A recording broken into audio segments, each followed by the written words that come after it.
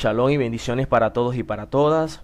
Damos una vez más gracias a nuestro Padre Celestial que me permite llegar a ustedes a través de este medio. Y en esta oportunidad quisiera compartir con ustedes sobre Hanukkah o Hanukkah. Hanukkah es una celebración que surge como resultado de la lucha de identidad, debido a que los griegos tramaron arrastrar el corazón del pueblo de Israel para que renegaran de sus creencias, para que renegaran de la Torá, para que renegaran del Eterno.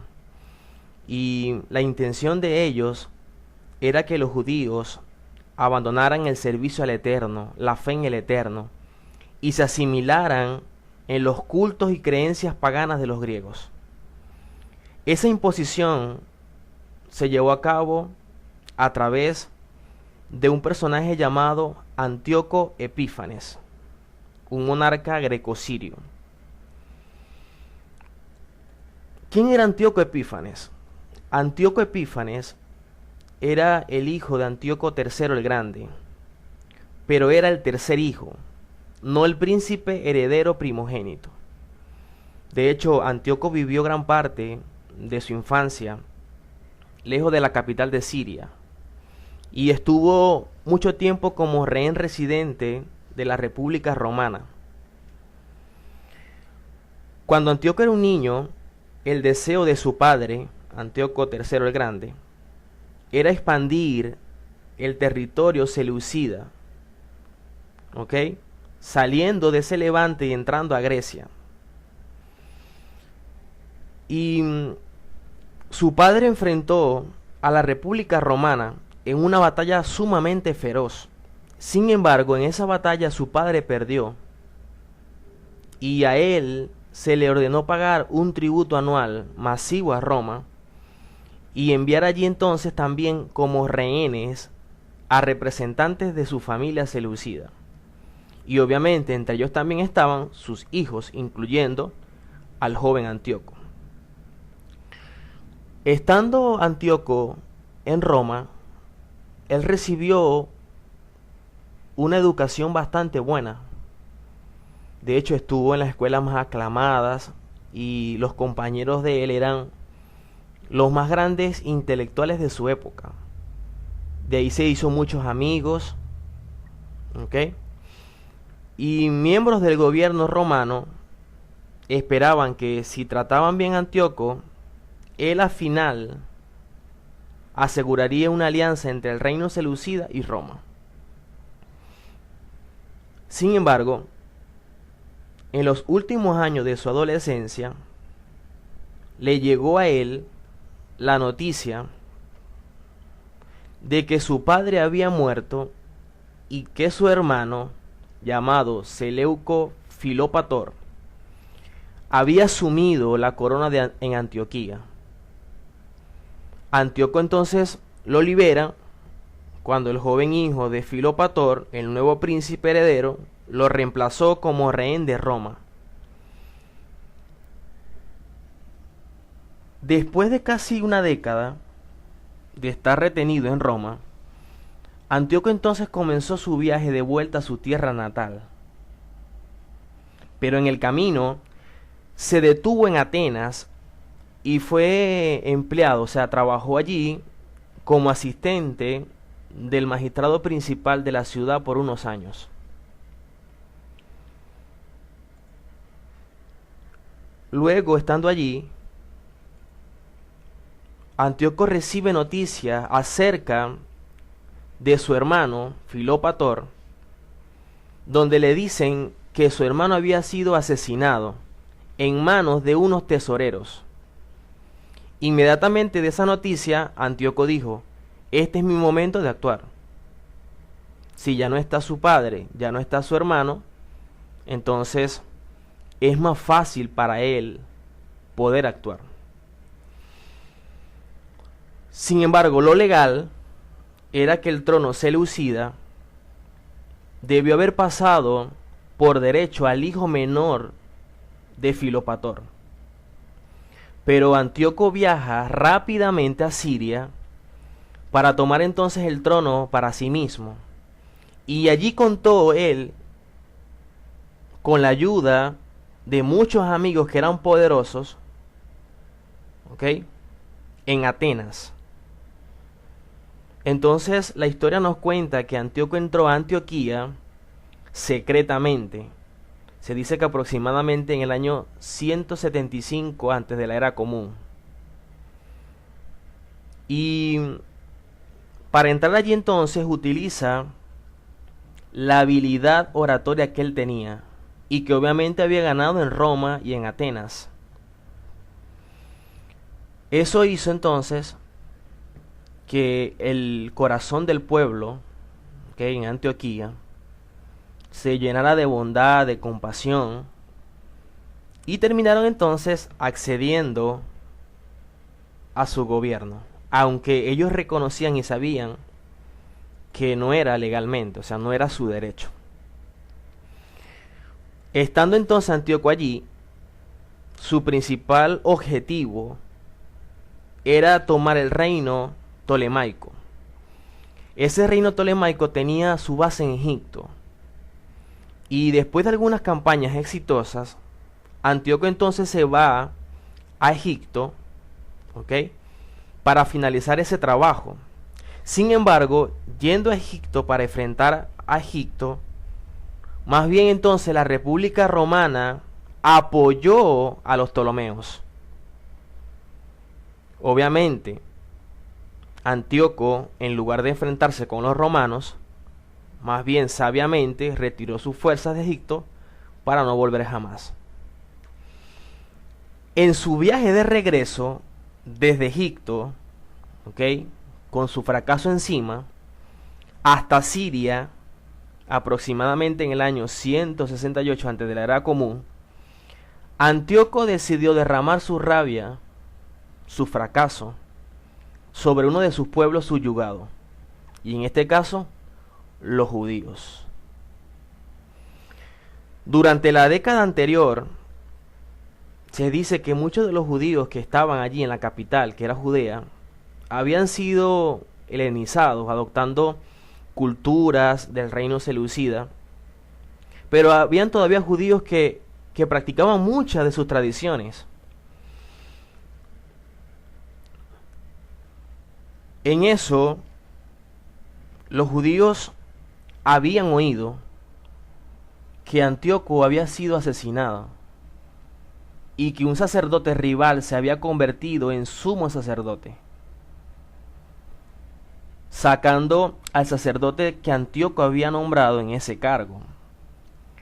Cuando Antíoco llega a la escena, lanzó uno de los actos más inexplicables, bárbaros en la historia.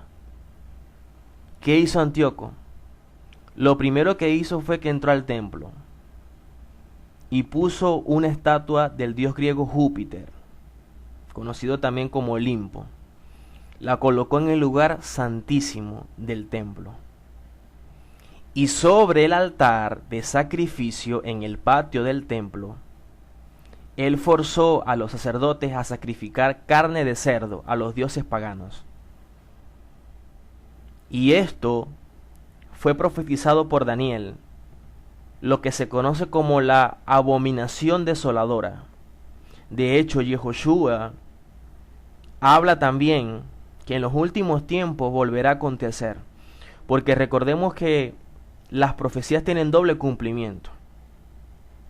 Así como sucedió en aquel momento, así también tiene que suceder en este tiempo, cuando los judíos vuelvan a levantar entonces el tercer templo en Jerusalén. Así que esto fue llamado, en base al profeta Daniel, la abominación desoladora. Y no solamente eso, no solamente forzó a que los sacerdotes sacrificaran carne de cerdo, sino que también ordenó inmediatamente que a las personas que le encontraran libros de la Torá fueran destruidos. ¿Ok? ¿Qué es lo que estaba buscando Antíoco? Asegurarse de que los judíos no volvieran a la Torá. De ahí que Antíoco entonces ordenó una fortaleza masiva que fuese construida justo al sur del templo, como especie de una ciudadela, y eso le daría más fuerza a su reinado, ¿ok? Porque obviamente colocar esa ciudadela era muy difícil que de alguna manera pudieran entonces penetrarles en esos muros y atentar contra ese reino, por si los judíos pensaban en rebelarse. Así que, con el corazón de Jerusalén profanado y la construcción en marcha de la ciudadela, Antíoco retoma su camino hacia Antioquía y ahí entonces oficializa la política del decreto formal a todo el reino. El decreto que él estableció fue: todo el reino debería ser un pueblo y que cada nación debía renunciar a sus costumbres. De ahí entonces se estableció un edicto donde se prohibía celebrar las celebraciones, las circuncisiones de los niños, hacer sacrificios, celebrar Shabbat, estudiar la Torá, asistir a la sinagoga. ¿Qué buscaba con todo esto? Anular su identidad. Lamentablemente la cultura gentil comenzaba como que a prevalecer delante del pueblo. Y eso es lo que querían erradicar, la cultura revelada por el Padre en su Torá. Al punto que ellos forzaban a guardar costumbres extrañas, a construir altares y santuarios a ídolos, sacrificar y comer carnes inmundas, que es el cerdo. De hecho, era tan fuerte que alguien que circuncidara a su hijo era quemado hasta la muerte. Y por eso muchos judíos adoptaron entonces la cultura selyúcida, la cultura pagana, dejando a un lado la Torá. Así que Antíoco estaba tratando de controlar todo. No solamente controlar la población, sino también destruir cualquier vestigio de la Torá, de la revelación dada por el Eterno. Toda Judea prácticamente se entregó al helenismo. Olvidaron la Torá del Eterno. Todos, excepto una familia judea, conocida como la familia Asmonea o los Macabeos. Ellos de alguna forma decidieron entonces ir en contra de la corriente. Aunque Antíoco envió varios generales a Judea en los siguientes años, ninguno de ellos pudo aplastar esa rebelión de esa familia. Antíoco Epífanes estaba con el principal ejército seleucida en el oriente, tratando de aplastar la creciente rebelión que esta familia estableció. Estando en esa circunstancia, oyó que uno de sus generales en Judea había sido derrotado. En ese instante, oyendo esa noticia, decidió entonces él mismo ir hacia Judea y aplastar esa rebelión por sí mismo.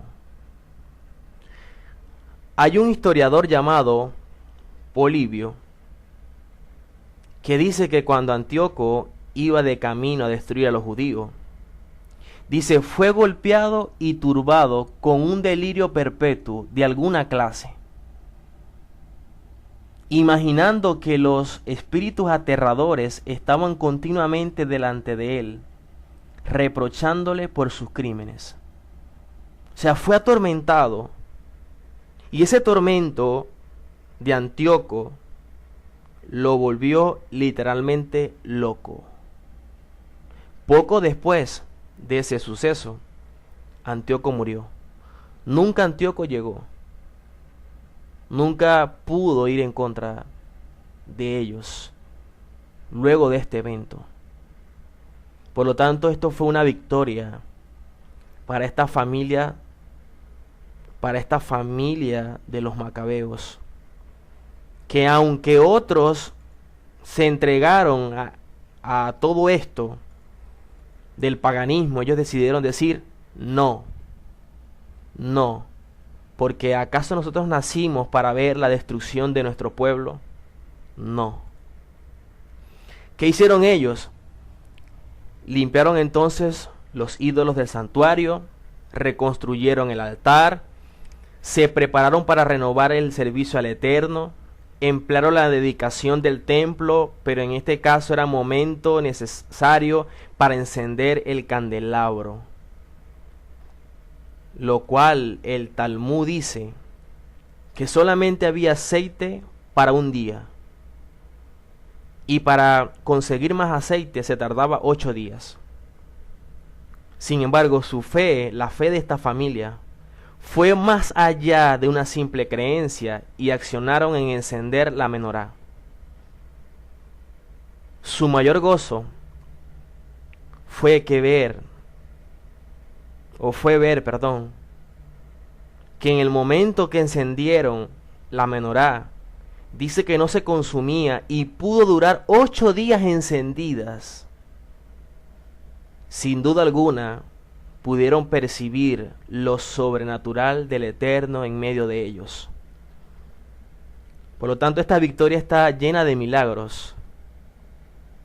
El mismo Eterno se encargó de Antíoco y el mismo Eterno estuvo presente para que esto se encendiera y se mantuviera durante 8 días.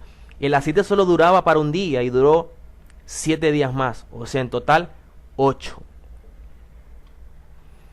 Por eso Hanukkah es una festividad, es una celebración, la celebración macabea por excelencia. Recordamos la valentía de Matitiyahu Hacohen, o Matatías, sus 5 hijos, Shimón, Johanán, Yehudá, Jonatán y Eleazar. Ellos fueron valientes para combatir con estos seleucidas, con estos grecosirios, que dominaban a la tierra de Israel, querían imponer su cultura. De hecho, Yehudá, uno de los hijos de Matitiyahu, era llamado Hamacabí o el Macabeo. Toda esta historia, ¿dónde aparece esta narrativa? Aparece en los libros de Macabeo 1 y Macabeos 2, primer y segundo libro de Macabeos.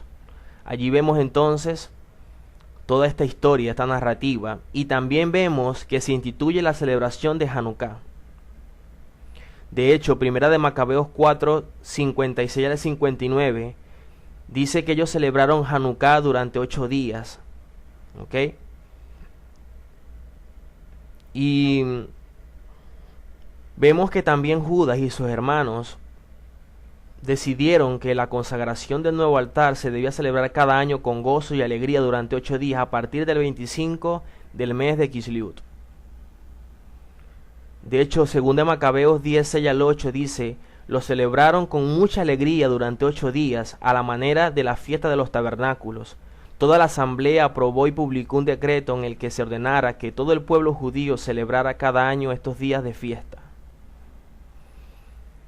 En Macabeos también vemos historias bastante conmovedoras, pero de grandes enseñanzas. Vemos también el martirio de una madre y sus 7 hijos. Según el Talmud se llamaba Hannah. Y el Talmud nos comenta, basado en 2 de Macabeos 7, en el tratado Gittin 57b, que esta mujer llamada Hannah y sus 7 hijos fueron torturados y ejecutados por Antíoco por negarse a comer cerdo, lo que hubiera sido una violación de la Torá. Para ellos más importante fue obedecer la Torá que su propia vida. Y esto nos enseña a valorar todo lo que el Señor nos ha revelado, todo lo que el Señor, el Eterno, nos ha mostrado en su palabra, en su Torá bendita.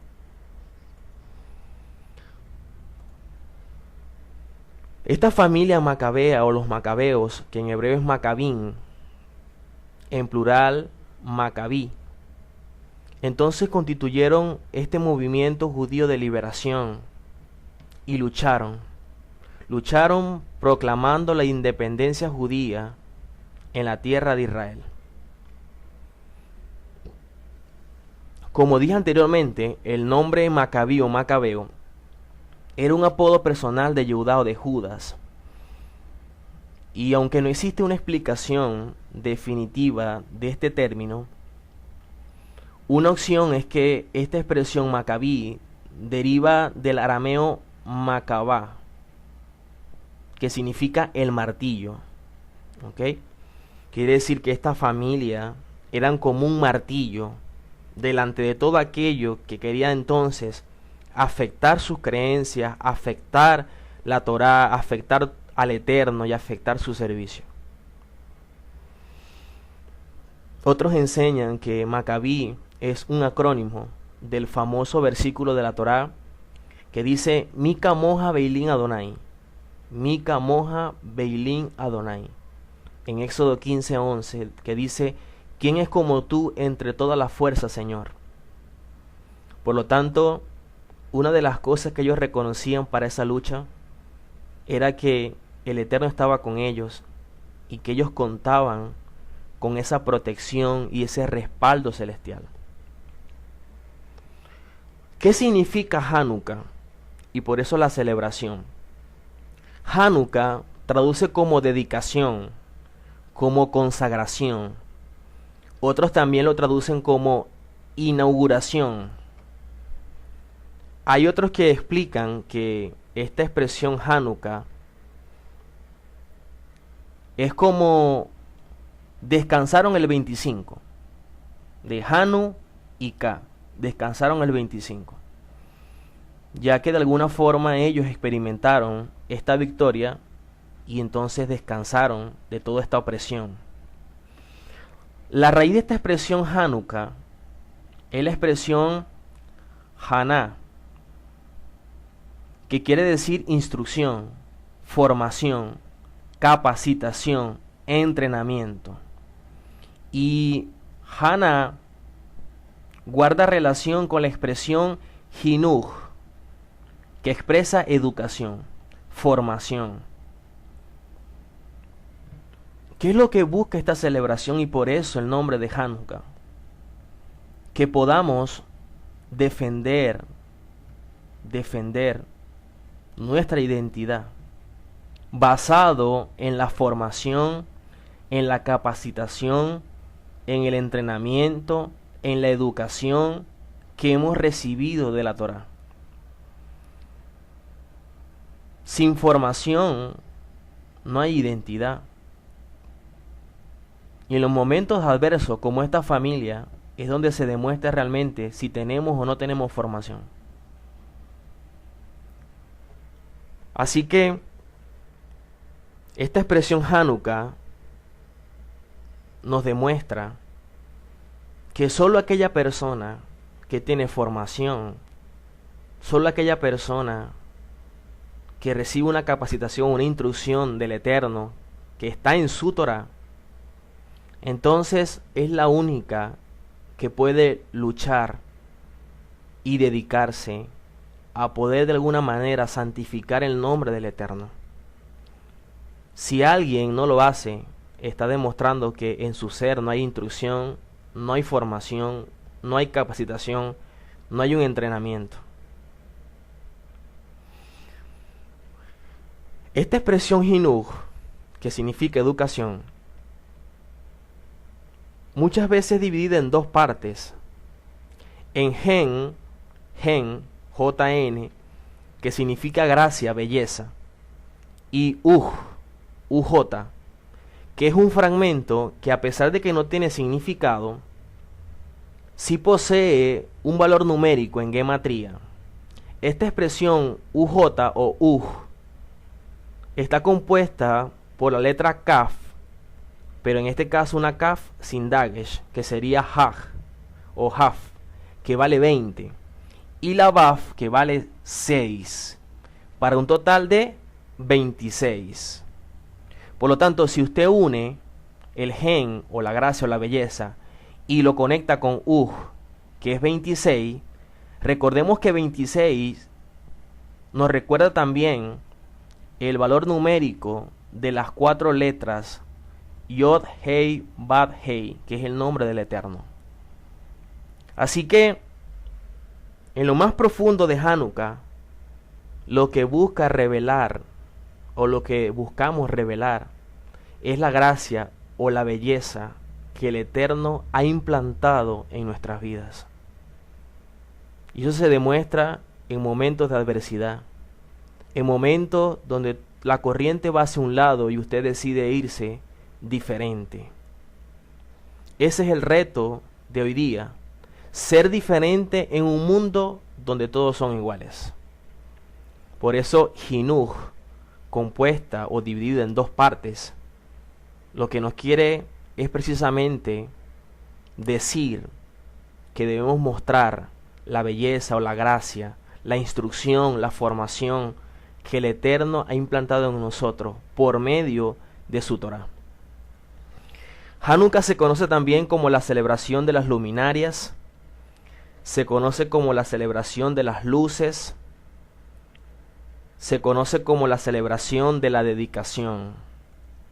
Es un momento de luz, de iluminar, de ser un faro, pero también de dedicar por el momento en el cual esta familia, luego de la victoria, dedicó entonces el templo. ¿Por cuántos días se celebra Hanukkah? En el Talmud, en el tratado Masejet Shabbat 21b, dice que Hanukkah comienza el 25 del mes de Kislev y que dura 8 días.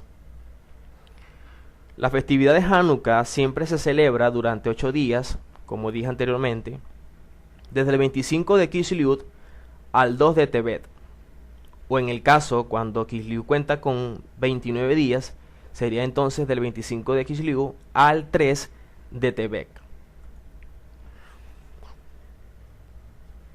Una de las cosas que se utilizan en esta celebración es la Hanukkía.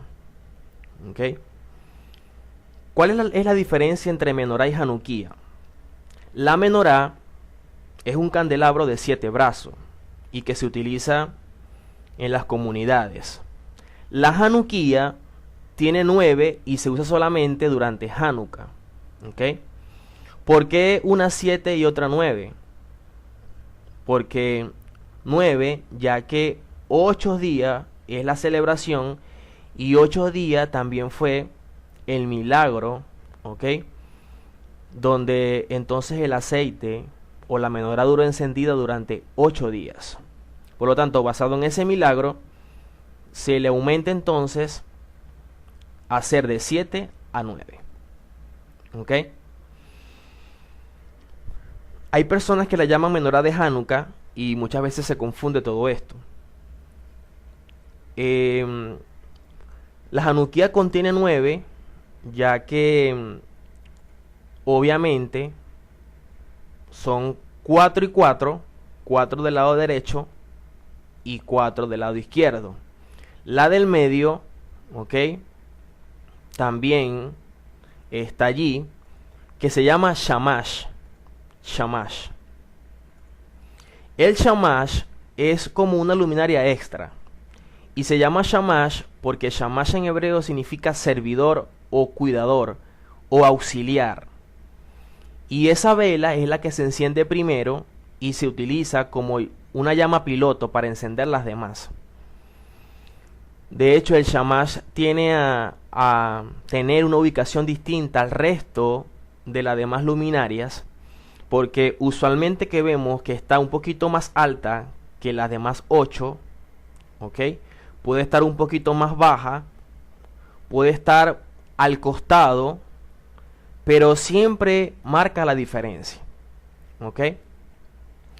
El Shamash también nos muestra al Mesías, a Mashiach, a Yehoshua, porque dice en Mateo 20:28, dice: como el Hijo del Hombre no vino para ser servido, sino para servir y para dar su vida en rescate por muchos.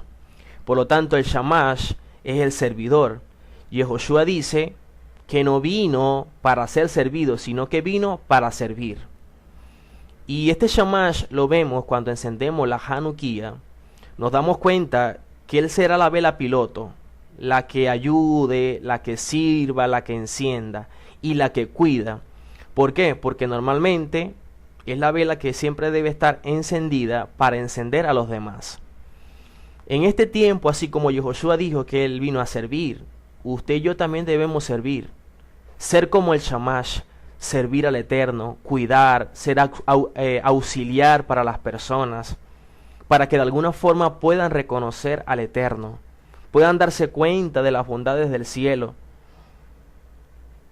Nosotros estamos llamados para servir, no para ser servido. De hecho, cuando usted y yo fuimos liberados de Egipto, dice que el Eterno le dijo a Faraón: deja ir a mi pueblo para que me sirva. Y eso es lo que debemos hacer siempre, servir al Eterno. Esa debe ser siempre nuestro ideal, servirle a Él en espíritu y verdad. Yehoshua dice que está buscando servidores que le sirvan en espíritu y verdad. Si lo está buscando, usted debe hallarse. Si lo está buscando, yo debo hallarme, para poder entonces servirle al Padre.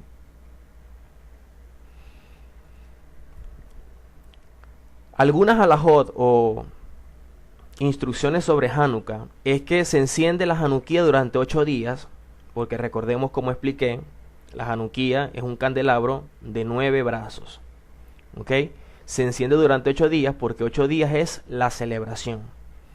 Lo segundo que se hace es que se come comidas fritas. ¿Ok? ¿Por qué?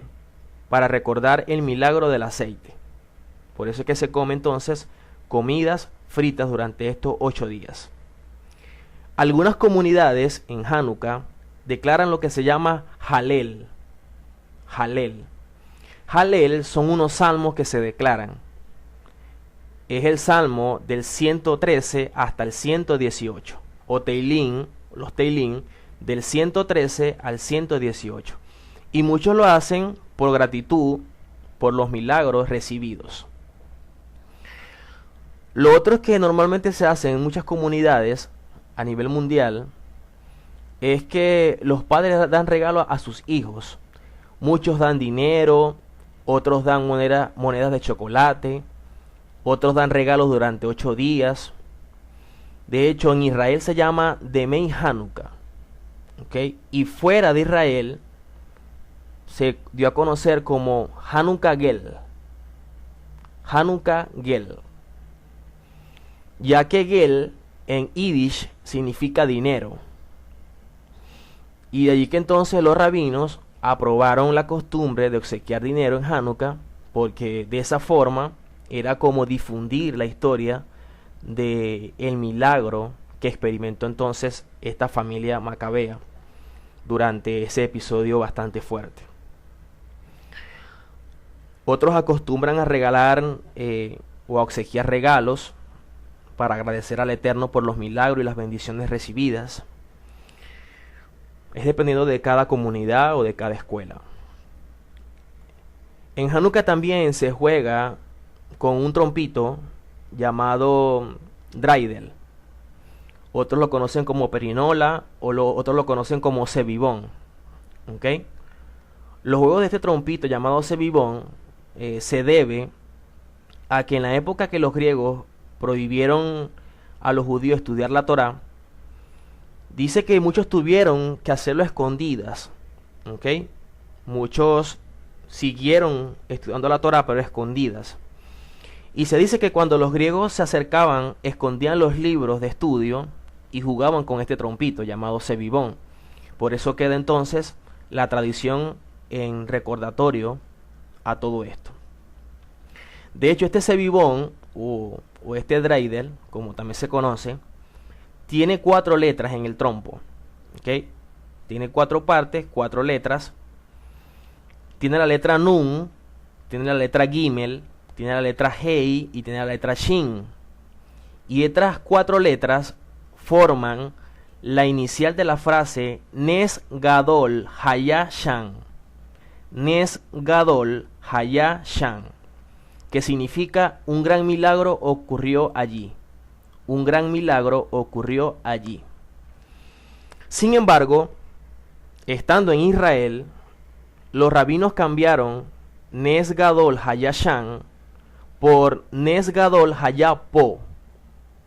Cambiaron el Shan por el Po, diciendo un gran milagro aconteció acá, o un gran milagro ocurrió aquí, hablando de Israel. Sin embargo, para la diáspora sigue siendo Nes Gadol Hayashan. Un gran milagro ocurrió allí, o un gran milagro ocurrió allá, hablando de que estamos en la diáspora o en la Galut, y obviamente entonces es haciendo referencia hacia Israel. Sin embargo, usted debe anhelar y desear que así como ocurrió milagros en ese pueblo judío, usted también le pida al Eterno que ocurra un milagro en su vida. Por lo tanto, Nes Gadol Hayashan, un gran milagro ocurrió aquí o va a ocurrir aquí en nuestras vidas. Hay unos quienes enseñan que este trompo también simboliza la historia del pueblo de Israel, porque así como el trompo da vueltas sobre una sola pata, se cae y nuevamente se levanta y da vueltas. Y así es como que la trayectoria del pueblo judío durante su diáspora. Da vueltas de tierra en tierra, lo mortifican, lo amargan, lo intentan como matarlo, destruirlo o exterminarlo, y luego de cada derrumbamiento se levanta nuevamente. Y así es su vida y así es mi vida. Hay momentos difíciles en el cual pareciera que entonces caemos y caemos y caemos y caemos y pasamos momentos difíciles y pruebas y dificultades, pero llegará un momento de su levantamiento. Usted debe entonces levantarse nuevamente y seguir luchando.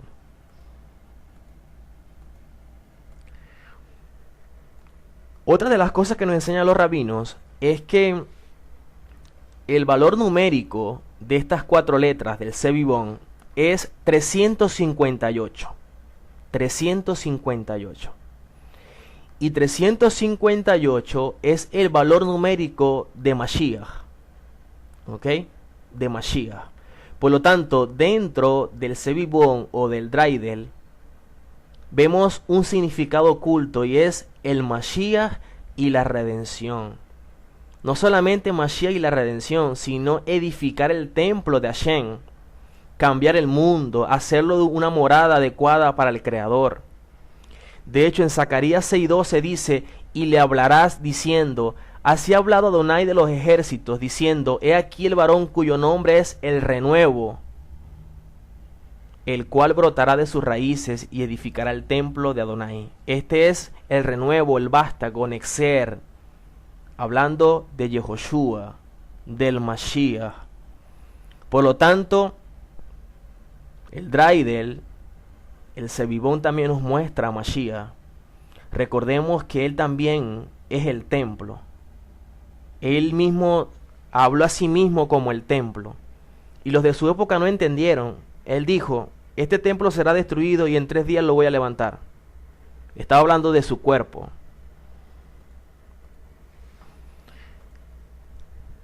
¿Cómo se encienden las velas de Hanukkah? Shammai, opina que estas 8 velas deben ser encendidas la primera noche, 7 la segunda y así sucesivamente. Mientras que Hillel estaba a favor de encender una vela la primera noche y una vela más cada noche, hasta alcanzar las 8.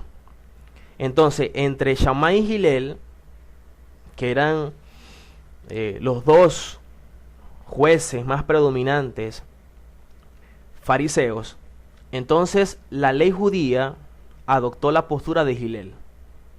Por eso es que no se enciende, como decía Shammai, como diciendo, se enciende primero las 8 velas y después 7, 6, no, sino más bien se enciende primero la primera vela y así de forma progresiva, hasta encenderlas todas.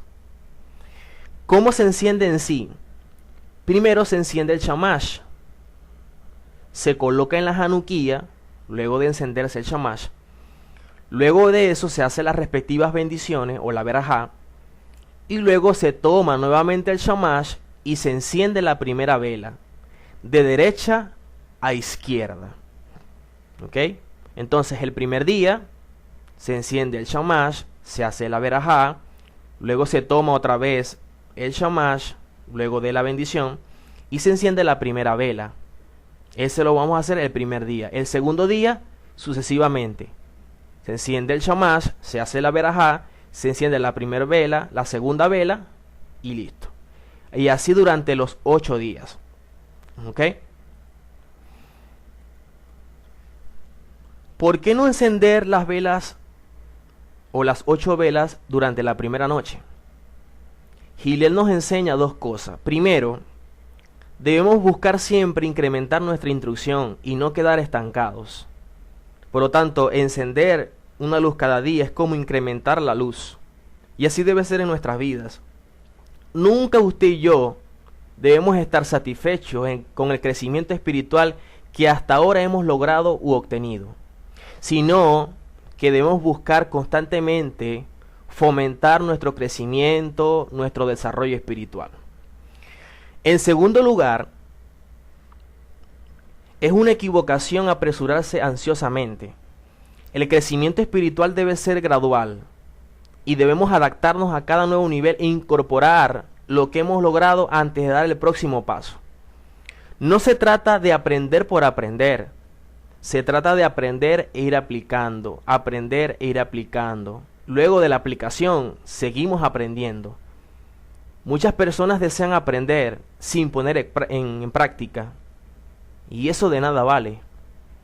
Porque la meta del aprendizaje no es el conocimiento, sino la puesta en práctica del mismo.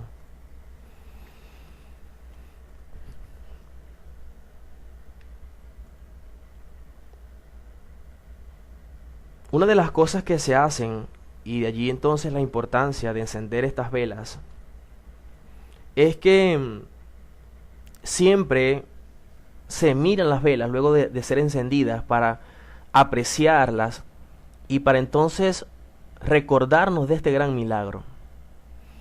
De hecho, dicen los rabinos que las velas de Hanukkah son señal de que la luz de la Torá nunca se va a apagar del pueblo de Israel, por cuanto que el milagro de la jarrita fue gracias a que estos macabeos lograron vencer a los griegos, los cuales ellos querían hacer que la Torá se olvidara del pueblo de Israel.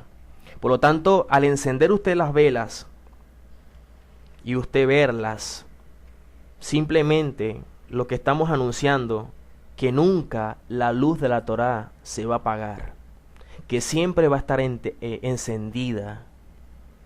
Pablo también nos dice que debemos avivar el fuego que hay en nosotros. Ese fuego del Espíritu, ese fuego de la Torá debe estar en nuestras vidas.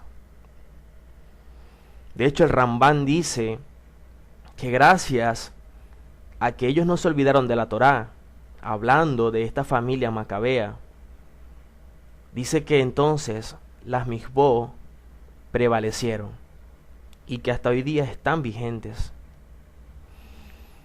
Los rabinos dicen que las luminarias se encienden por los milagros y las maravillas, por la redención y las batallas que hicieron nuestros patriarcas en aquellos días, en esta época, a través de sus sacerdotes.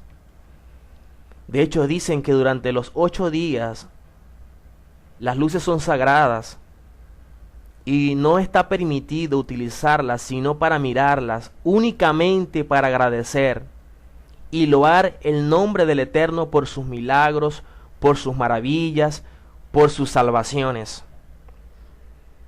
También muchos tienen la costumbre de mirar las velas y pedir deseos, pedir al Eterno, orar al Eterno para que le conceda milagros, así como ocurrió con este pueblo que experimentó un gran milagro.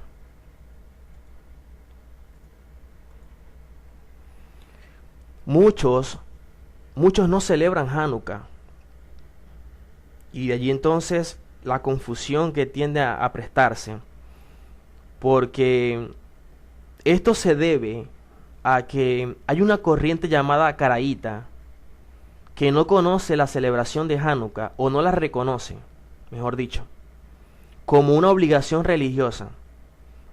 ya que ellos dicen que esta fue instaurada en tiempo de los macabeos y no es un precepto, o sea, no aparece en los mandamientos del Eterno en Levítico 23, las celebraciones bíblicas, no aparece.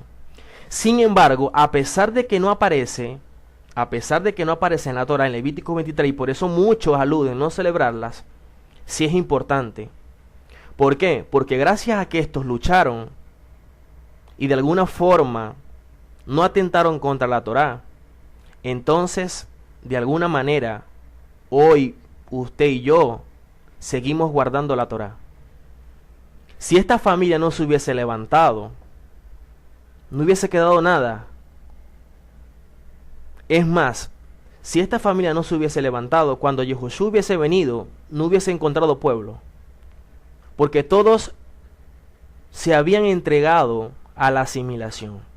Gracias a esta familia, entonces, que santificaron el nombre del Eterno y decidieron decir no, fue entonces que esto se mantuvo. Y no estamos diciendo que el hecho de que si no existiera la familia, se hubiese perdido todo, porque sabemos que el Eterno es soberano. Y de alguna forma, el Eterno se la ingenia para hacer prevalecer entonces su Torah. Solo que el Eterno puede querer, pero también necesita una familia, necesita un pueblo entendido, un remanente fiel a su principio, a su Torah, para que este legado espiritual que viene del cielo y dado en Sinaí pueda mantenerse vigente.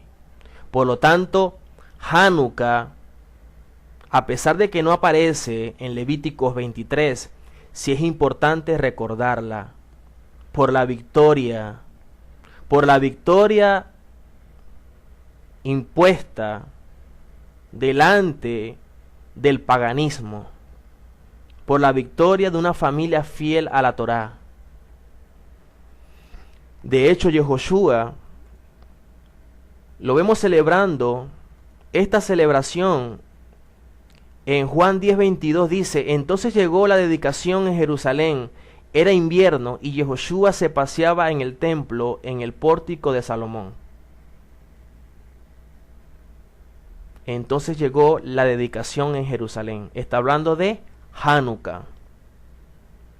Yehoshua se paseaba por el pórtico de Salomón en el templo. Si Yehoshua estaba aquí, obviamente tuvo que haberla celebrado. Él no fue a pasear en el templo, fue a participar de la celebración. Solo que él está presente también para decir que a pesar de que hay un templo físico, hay un templo más importante y es el espiritual. Y estaba hablando de sí mismo, como él como el templo. Pablo también dice que él no atentó, ni afectó, ni fue en contra de las tradiciones, ni de las costumbres de sus padres. Así que esta celebración nos recuerda una gran lucha. Nos recuerda una gran lucha. Por eso el 8, y de ahí el milagro, se refiere a lo espiritual. Se refiere a un gran acontecimiento que viene de los cielos. El número 8 nos dice sobre un nuevo comienzo, sobre aquello que no es natural, sino que es sobrenatural. De allí el milagro. De allí la importancia de todo esto, de entender el significado y el valor que tiene esta celebración. Aunque muchos no la celebran, se les respeta. Pero a usted yo le hablo y piense por un momento, si este pueblo no hubiese obtenido la victoria, la Torá, las leyes, todo eso que usted hoy cree, usted no lo hubiese conocido, no lo hubiese llegado. Gracias a esta familia que utilizó el Eterno, así como en su momento Hadasa y Mordejai o Mardoqueo o Esther y Mardoqueo lucharon, Así también los macabeos en su momento lucharon.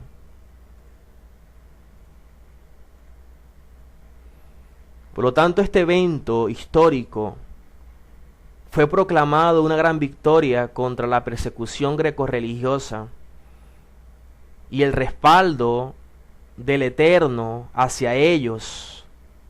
Por eso el 8 es el número de nuevos comienzos, de lo sobrenatural.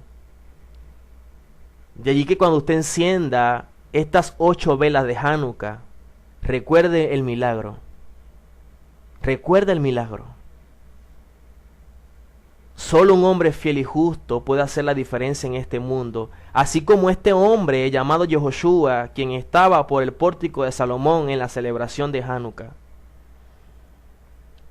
y que a través de su muerte nos da la justificación delante del Eterno, pero también nos enseña la Torá de una mejor forma, de una mejor manera, con una revelación del cielo. Por eso Hanukkah nos recuerda la gran lucha por la identidad,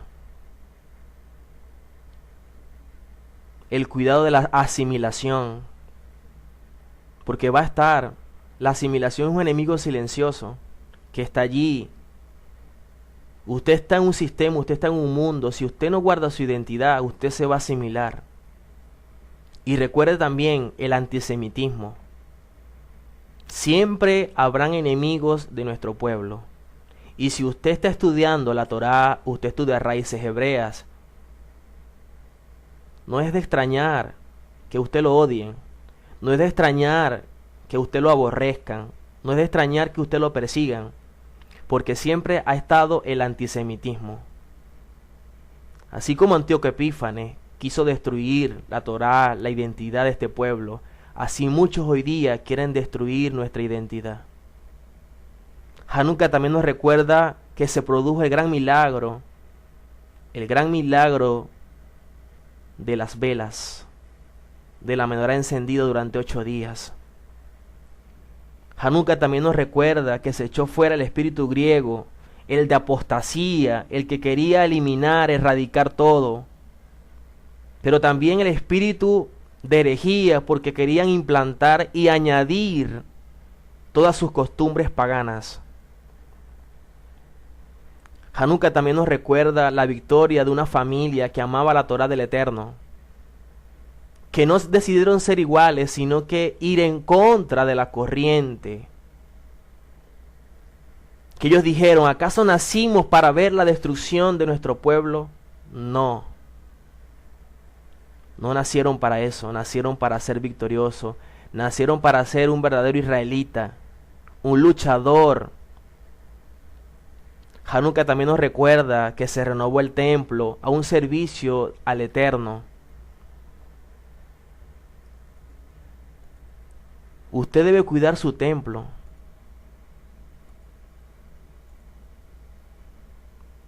Porque a pesar de que se renueve un templo humano, usted debe dedicarse al Eterno y consagrar su vida, porque recuerde que usted es morada y templo del Espíritu de Santidad. Usted debe prestar un servicio al Eterno genuino en espíritu. Por eso en 1 Corintios 3, 16 al 17 dice, ¿no sabéis que soy templo de Adonai y el Espíritu de Adonai mora en vosotros? Si alguno destruye el santuario de Adonai, Adonai lo destruirá él, porque el templo de Adonai es santo, el cual sois vosotros. Por lo tanto, usted y yo somos templo del Espíritu de Santidad.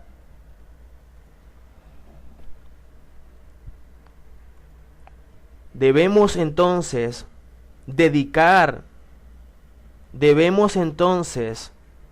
esforzarnos para que nuestra vida sea simplemente para Él.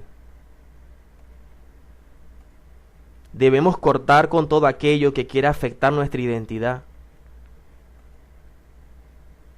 Y en esta misma época, usted ve entonces el paganismo celebrando Navidad, ajena a la Torá, ajena al pensamiento del Eterno, más por buena intención que por revelación. Nosotros, hijos del Eterno, con una revelación mayor. Debemos entonces no asimilarnos a esas costumbres paganas. Jeremías 10:2 dice, las costumbres de las naciones son vanidad. Es algo oscuro que a usted lo afecta, que usted lo daña, que usted lo perjudica. En esto llamativo, que el enemigo lo pinta muy lindo, y el cual usted y yo a lo mejor celebramos por mucho tiempo por ignorancia, aquí es donde se demuestra realmente su identidad. Así como en aquel momento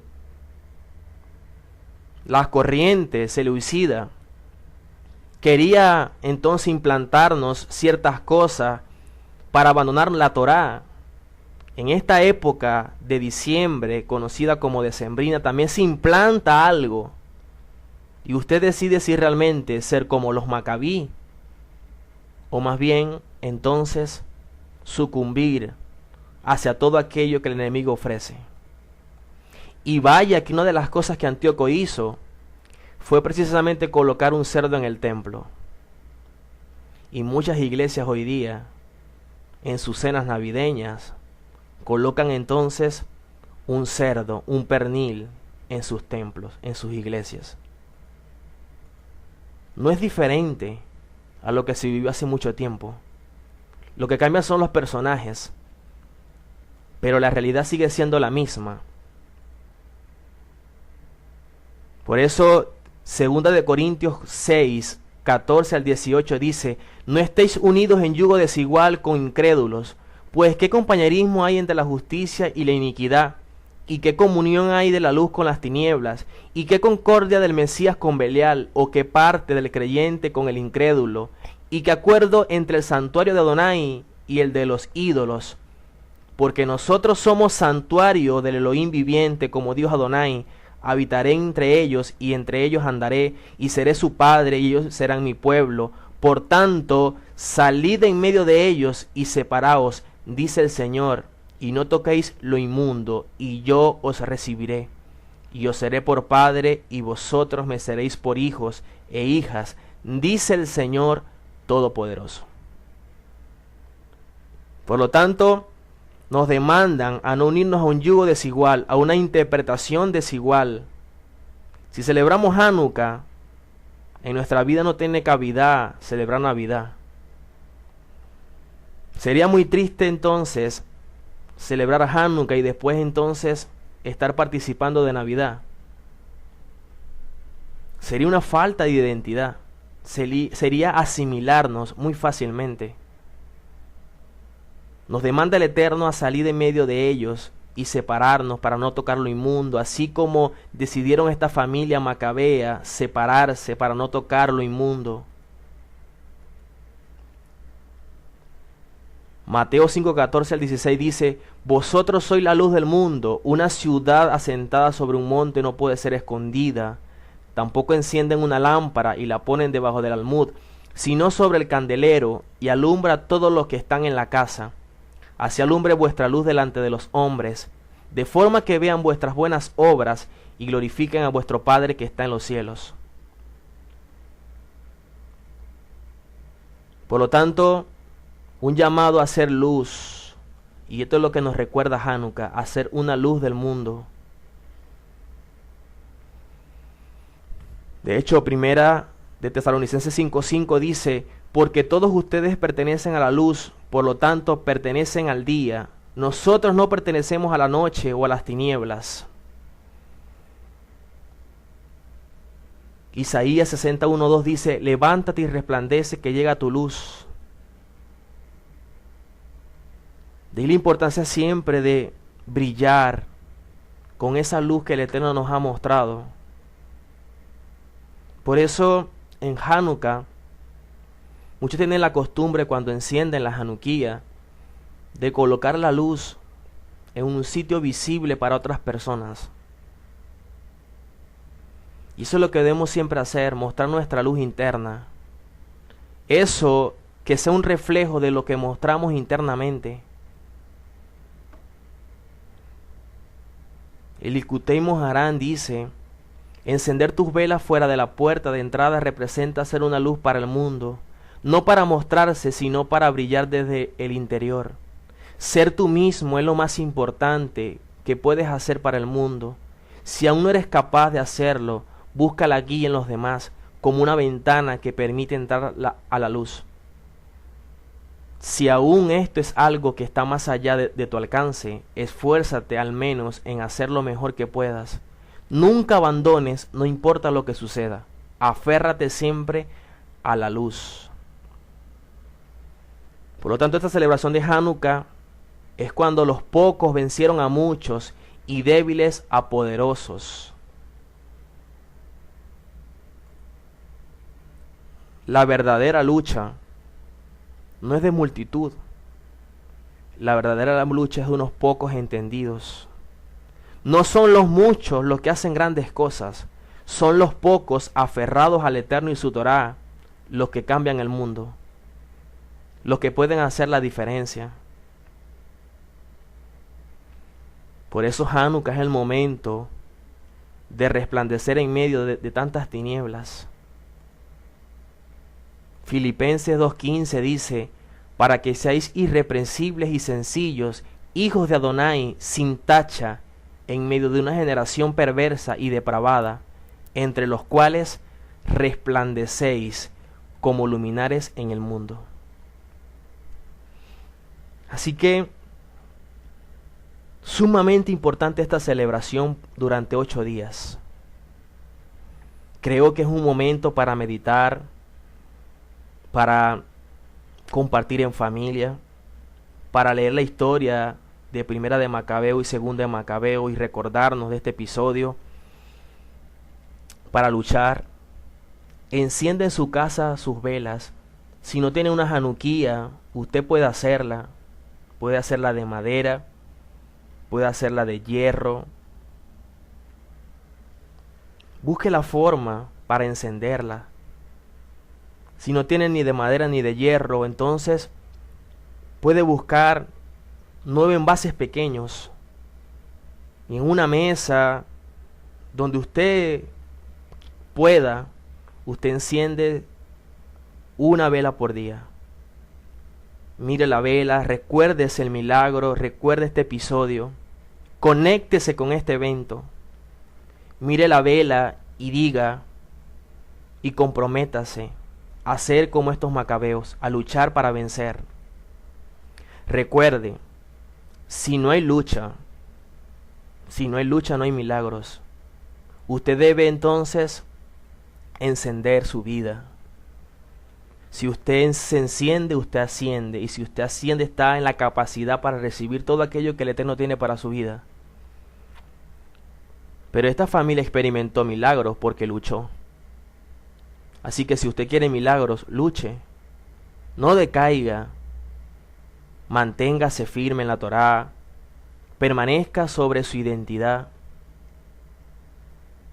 Crea cada día en la revelación dada por el Eterno. No se canse nunca de hacer el bien. No se asimile. Luche en contra del antisemitismo. Estos son días para activar el aceite del poder milagroso y sobrenatural del Espíritu de Santidad. Son días para tomar decisiones y restaurar nuestras vidas a un servicio íntegro. Son días de cambio, de transformación. Son días para hacer una luz y así resplandecer en las tinieblas. Solo así el milagro de Hanukkah ocurriría, trayendo una restauración en cada una de nuestras vidas, pero también en cada una de nuestras comunidades.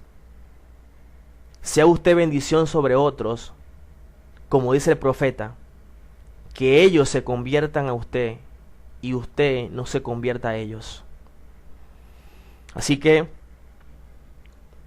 con humildad, les insto y les animo a que sigamos adelante, que celebremos esta importante fecha de Hanukkah para recordar este gran milagro, para recordar esta gran victoria, anhelando también victorias y milagros en nuestras vidas, anhelando también ser de bendición a otras personas en este tiempo, que otros puedan venir a la luz de la Torá, que otros puedan venir a la luz del Mesías, para que alumbre sus vidas, para que puedan reconocer la verdad de la Torá, las raíces hebreas y todo aquello que el Eterno ha revelado, y que este mover profético hace entonces que tanto el espíritu grecorromano caiga.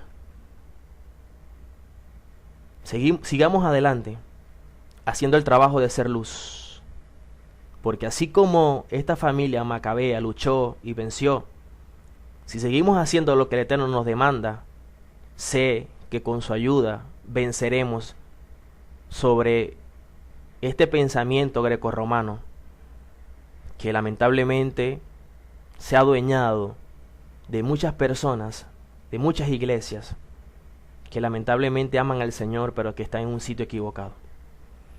Así que, amados, es un honor y un placer para mí compartirles esto, esperando que para usted sea de bendición como lo ha sido para nuestra familia, para nuestra comunidad.